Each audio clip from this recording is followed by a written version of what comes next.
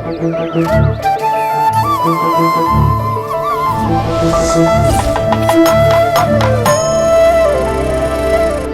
கட்டி பறக்குதையா சிவகார்த்திகேயன் புல்லட். எடுத்த எடுப்பிலேயே ஆக்சிலேட்டரை திருகி அதிரடியாக பறந்த சிவகார்த்திகேயனுக்கு ரெமோ ரொம்ப ரொம்ப முக்கியமான படம். வெறும் பொழுதுபோக்கை தாண்டி வேறொரு ரிஸ்க்கும் எடுத்திருக்கிறாரு ரெமோல. கமல் மாதிரியான கடோத்கஜன்கள் மட்டுமே செய்து வந்த வேலை தான் அது.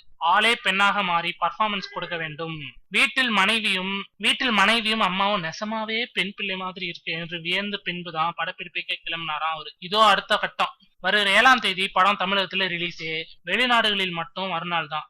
திருட்டு விசிறியை ஒரு நாளாவது கட்டுப்படுத்தலாமே என்கிற முன்னெச்சரிக்கை. வழக்கமாக வேற எந்த முன்னணி தமிழ் படங்களுக்கும் இந்த முறை இருந்ததில்ல. அது போகட்டும். முதன்முறையாக ஜப்பானில் சிவகார்த்திகேயன் படம் வெளியாக போகிறது.